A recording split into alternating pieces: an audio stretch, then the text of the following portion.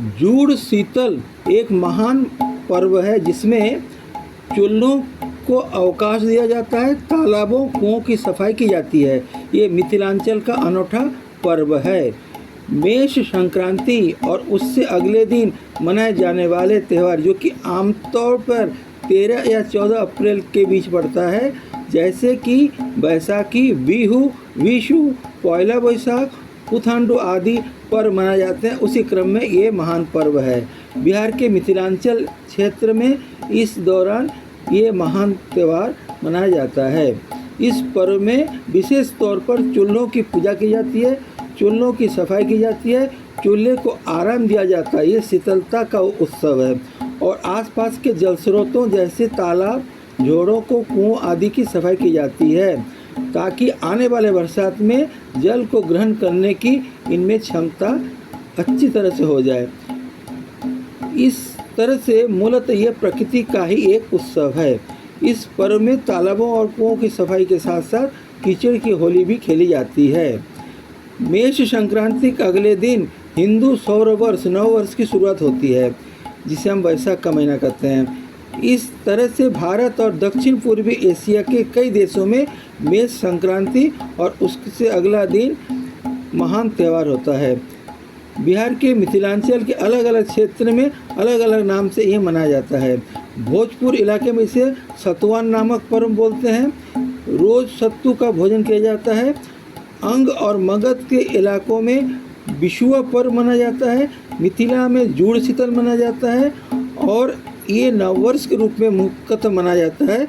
बौद्ध धर्म मानने वाले भी इस दिन को नए साल का त्यौहार के रूप में मनाते हैं। जल स्रोत में जो गाद जमा हो जाता है उसकी सफाई की जाती है। नववर्ष के इस खास मौके पर घरों में मौजूद तुलसी के पौधे के ऊपर एक जल घड़ा रखा जाता है, लटकाया जाता है बल्कि, और उसमें बूंद बूंद जल लगातार गिरता रहता है। उस गमले में या जहाँ पर आपने तुलसी का पेड़ लगाया उसके ऊपर बूंद बूंद घड़े से पानी गिरता रहता है ताकि पूज्य मानने जाने वाले तुलसी माता को गर्मी से राहत मिले, गर्मी जल की कमी भी ना हो और गर्मी से तुलसी माता को दिक्कत ना हो। अर्थात एक सीधी सी बात है कि वैशाख का महीना वसंत काल का सर्वोत्तम स्तर है। सूरज की रोशनी अब धीरे धीरे तेज होती है, ऊर्जा तेज होती है और उस समय शीतलता प्रदान करने की, शीतलता की कामना करने की ये महान त्यौहार है। सफाई की जाती है जैसे जल स्रोतों की और साथ ही साथ तुलसी की सेवा की जाती है। जूड़ शीतल पर्व का मुख्य भाव गर्मी की शुरुआत के वक्त लोगों को शीतलता प्रदान करना, शीतलता की कामना करना। प्रातः उठकर घर के बड़े बच्चों के सिर पर शीतल जल डालकर उन्हें आशीर्वाद देते हैं। अर्थात जो हमारे घर के बड़े बुजुर्ग होते हैं वो नहा धोकर अपने छोटे बच्चों को, घर के बच्चों को शीतल जल डालकर उन्हें आशीर्वाद देते हैं।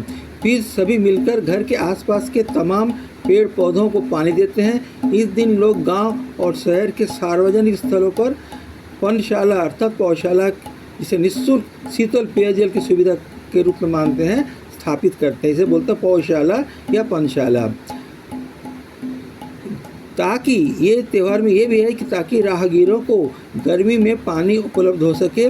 जूड़ शीतल पर्व में महिलाएं आमतौर पर पिछली रात में ही अर्थात गत रात में ही भोजन पका लेती हैं ताकि अगले दिन चूल्हे को आराम दिया जा सके। जैसा मैंने ऊपर बोला कि एकदम शीतलता के जो उत्सव है शीतला पूजन, एकदम उससे मिलता जुलता है।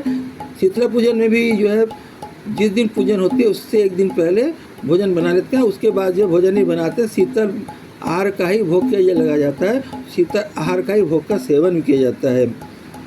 अर्थात जूड़ शीतल पर्व से पहले महिलाएं एक दिन पहले रात में भोजन पका लेती हैं और इस तरह से अगले दिन चूल्हे को आराम दिया जाता है। इसको दूसरी भाषा में जैसे बंगाल में अरंधन का त्यौहार होता है, उसी तरह यहाँ पर ये शीतलता का उत्सव है ये, और चूल्हे को आराम दिया जाता है। दिन भर लोग वही शीतल जो भोजन बनाया है माता को चढ़ाकर, भगवान को चढ़ाकर उसी का भोजन का सेवन करते हैं। अतः कई बार इसे बसिया पावन यानी कि बासी भोजन खाने का पर्व भी कहते हैं। अर्थात ये अरंधन है। बसिया पावन अर्थात बासी भोजन शीतल भोजन खाने का भी पर्व है। इस भोजन में विशेष तौर पर चने की दाल की बड़ी अवश्य पकाई जाती है। मिथिलांचल के जाने माने जो नाटककार हैं, तो रंगकर्मी हैं, इस त्यौहार को बहुत अच्छी तरह से, बहुत धूमधाम से, उत्साहपूर्वक मनाते हैं। इसमें कुश्ती, दंगल, कीचड़ की होली और तरह तरह के देसी खेलकूद का आयोजन होता है। इसके अलावा चैती गाया जाता है और समय बदलने के साथ साथ इसमें और भी रंग भरे जाते हैं। उत्सव एक महान उत्सव है, अनूठा उत्सव है। हैंडपंप से पानी मिलने लगता है, घरों में गैस के चूल्हे आ गए हैं, अतः तालाबों और कुओं की सफाई की परंपरा कहीं कहीं कम होती जा रही है। अतः कहने गए कि अब तो जो है गैस में खाना पकता है और चूल्हे में खाना पकता ही नहीं है। फिर भी इस त्यौहार को मनाने वाले इसको अपने अपने ढंग से मनाते हैं। जैसे उस दिन गैस नहीं जलाएंगे, उस दिन गर्म खाना नहीं खाएंगे। अर्थात जो बूढ़ शीतल का ये त्यौहार है, शीतलता का उत्सव है, उस दिन वो जो है गर्म भोजन पकाएंगे ही नहीं, एक दिन पहले ही पका लेंगे और उस बासी भोजन को ही भगवान को भोग के रूप में चढ़ाएंगे। बासी भोजन का ही सेवन करेंगे। जैसे मैंने पहले ही बोला, इसको बोलते हैं बसिया पावन, अर्थात बासी भोजन खाने का पर्व। और इस मौके पर लोग अपनी टंकी की सफाई भी करते हैं कि आजकल टंकी में ही पानी रहता है, टंकी सफाई करते हैं और फिर से दोबारा पानी भरते हैं। और प्रकृति का उत्सव होने के कारण, जैसे मैंने बार बार बोला, पेड़ पौधों की देखभाल की जाती है, पेड़ पौधों में यथेष्ट पानी की व्यवस्था की जाती है, पानी पिलाने की व्यवस्था की जाती है ताकि राहगीरों को पानी मिले। विभिन्न जगह में पौशाला अर्थात जलपान की व्यवस्था की जाती है, निःशुल्क जलपान की व्यवस्था की जाती है। अतः कुल मिलाकर सूर्य का ताप वैशाख के प्रथम दिवस से ही धीरे धीरे और ऊर्जावान हो जाता है। तो सूर्य के उस महान ताप का स्वागत भी करना है और साथ साथ शीतलता प्रदान करने की, एक कामना करने की, शीतलता हमारे जीवन में हो, हमारे घर में हो, हमारे परिवार में हो, हमारे गांव में, हमारे देश में, हमारे अंचल में हो। इसी का एक महान त्यौहार है जुड़ शीतल। जुड़ शीतल मतलब हे माता दुर्गा, जो आप शीतलता के रूप में, शीतला माता के रूप में प्रकट होती है, हमें शांति देती हैं, सुख देती हैं, हमारा आप हर तरह से देखभाल करती हैं। इस तरह से दुर्गा माता की पूजा का, प्रकृति की पूजा का ही एक ये महान त्यौहार है। अतः इसका अगर यूँ कहें कि वैशाख मासी शक्ति पूजन है, वो भी गलत नहीं रहेगा। अतः बूढ़ शीतल के इस महान मिथिलांचली पर्व पर सभी मिथिलांचल वासियों को, सभी भारतवासियों को हार्दिक शुभकामनाएं।